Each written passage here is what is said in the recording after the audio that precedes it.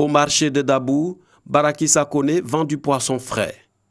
Un commerce qu'elle exerce depuis 14 ans pour s'occuper de ses enfants après le décès de son mari. Je prends poisson dans la main des Libanais, ils me livrent ça à crédit, c'est fini. Ils me font compte à eux. Donc c'est dans ça qu'ils me débrouillent un peu avec mes enfants. En tout cas, c'est les Libanais même qui me sauvent. Je n'ai pas autre soutien. Difficile pour Barakissa de joindre les deux bouts dans cette situation de veuvage à chaque rentrée scolaire. Cette année même, ma deuxième fille n'a pas pu aller parce qu'elle a échoué son bac plusieurs fois. Donc je n'ai pas eu l'argent pour la mettre à l'école cette année-là. Il y a 5 enfants. Bon voilà, mon fils a eu son bac. Il n'y a pas l'argent pour passer concours. Des milliers de femmes veuves en Côte d'Ivoire vivent dans cette précarité. Elles ont du mal à s'occuper de leurs enfants, faute de moyens financiers. Pour leur venir en aide, l'ONG SIFA, Conférence internationale des foyers africains, entreprend plusieurs actions de solidarité. En plus d'apporter des vivres et des moyens financiers aux veuves pour entreprendre de petits commerces, la SIFA a pris sur elle toute l'année 2018 nourrir les veuves et les orphelins au sein de son siège à Port-Boué au quartier Vanou. Laissez-moi vous dire que la faim peut pousser la petite fille de 16 ans à se livrer à un malhonnête à cause d'attaquer 100 francs poisson 100 francs. Le petit qui devient brouteur, chaque midi il n'y a rien, l'enfant remarque ça. Et le midi il préfère traîner dans les rues. Et traîner dans les rues peut engendrer d'autres portes mauvaises. C'est pour ça que nous disons non à la faim. J'ai 4 enfants à ma charge. Mes beaux-parents ont abandonné les enfants et puis ils ont pris tous les biens. C'était dur même pour manger, c'était pas facile. Elle m'a donné une enveloppe, elle m'a payé pain pour moi, elle m'a donné sac de riz. Je suis venu à la maison avec la joie, ils m'ont soutenu. Vraiment, ça m'a fait du bien. Des dîners galas sont organisés régulièrement par l'ONG SIFA en vue d'offrir des repas et des dons en nature comme en espèces aux femmes veuves de Côte d'Ivoire. Une action qui ne laisse pas indifférents certains opérateurs économiques. Nous avons décidé d'accompagner cette dame qui se bat depuis quelques années seule. Voilà, nous avons décidé de lui apporter notre modeste contribution pour pouvoir l'aider à mettre en place un restaurant gratuit en faveur des orphelins, des veuves et des personnes démunies. En soutenant la veuve, en soutenant l'orphelin, Dieu même a dit dans la Bible que c'est à lui qu'on fait du bien. Créée en février 2009, l'ONG SIFA, Conférence internationale des foyers africains, a permis à une centaine de femmes veuves à se prendre en charge en finançant leurs activités génératrices de revenus.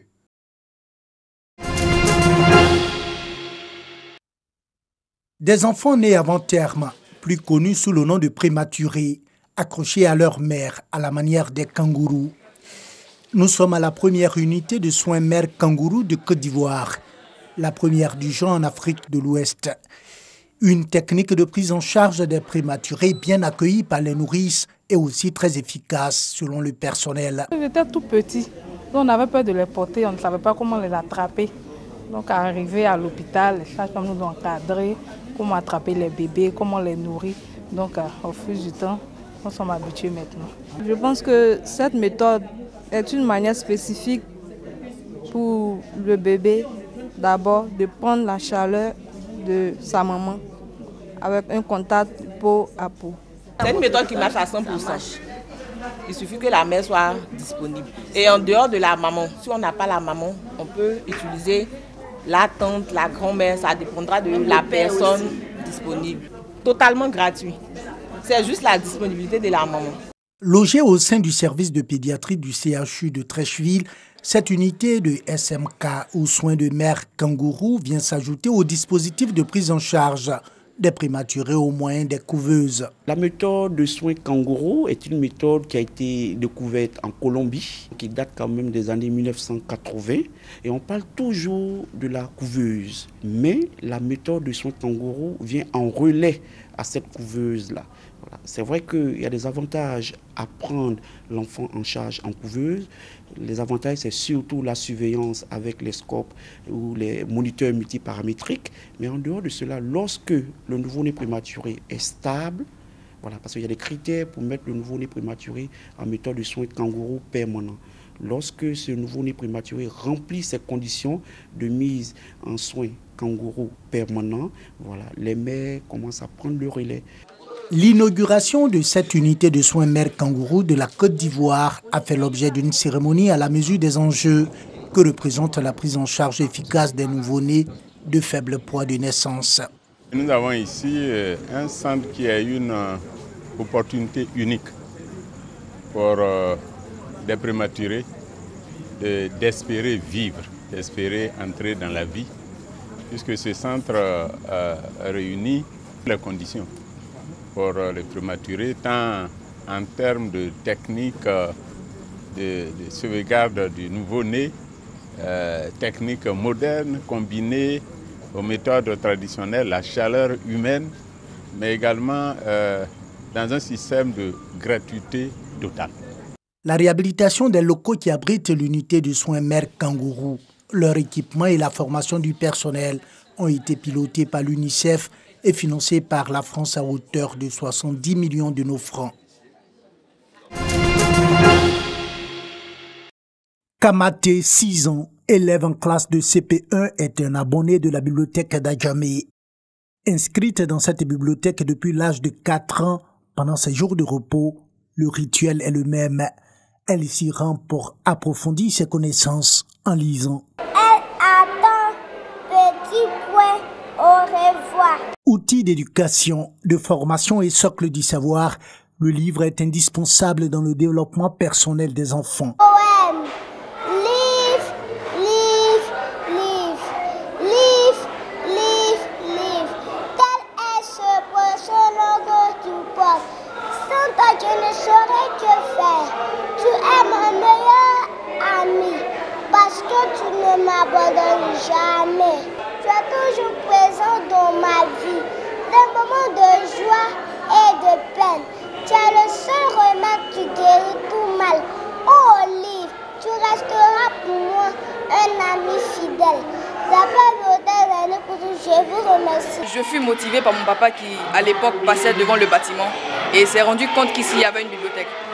Donc, tout naturellement, avec sa curiosité, il est monté, il a pris les renseignements et m'a directement inscrit. J'ai appris plein de choses, j'ai rempli ma culture générale et je continue de la remplir avec des livres hors normes qui sont ici, des livres de culture générale, des livres d'histoire qui me permettent d'être en avance à l'école. Conscient de ce que représente la lecture dans la formation des enfants, l'association des livres pour tous a contribué à l'implantation de 3 bibliothèques en Côte d'Ivoire depuis sa création en 2009. 10 ans après, l'heure est au bilan. Je ne regrette rien, surtout quand je vois tous ces enfants qui sont intelligents, qui s'expriment bien et qui ont poursuivi leur cursus scolaire. Ils sont aujourd'hui en A, qui sont à l'université, qui reviennent toujours et on est assez fiers et le but c'est de continuer, c'est d'en ouvrir d'autres partout en Côte d'Ivoire. Ça fait plus de 5000 enfants qui ont passé dans cette bibliothèque à Adjamé. Et pour toute notre bibliothèque, il y a plus de 10 000 enfants qui ont passé pendant ces 10 ans à la bibliothèque, dans nos bibliothèques.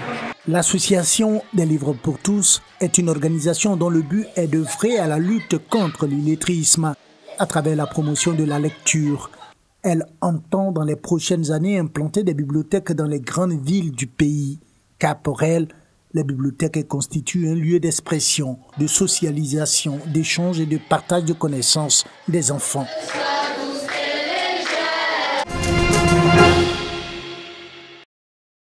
Au Sénégal, les bureaux de vote ont ouvert ce matin à 8h heure locale pour les plus de 6 millions d'électeurs appelés aux urnes pour élire leur président. 5 candidats sont en lice qui ont tous appelé à une forte mobilisation. Le défilé des électeurs s'est engagé dans le calme. Pour réguler la forte affluence, les forces de l'ordre aiguillent les électeurs.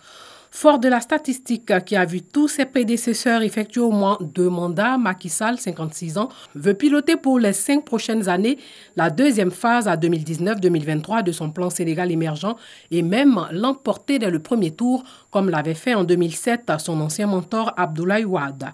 Ses concurrents rescapés du nouveau système de parrainage et des décisions judiciaires qui ont éliminé des rivaux de poids espèrent bien contrarier ses ambitions, à commencer par l'ancien Premier ministre Idrissa Seck. Les premiers résultats sont attendus dès la fermeture des bureaux à 18h heure locale, mais ne deviendront officiels qu'à partir du 25 ou du 26 février prochain.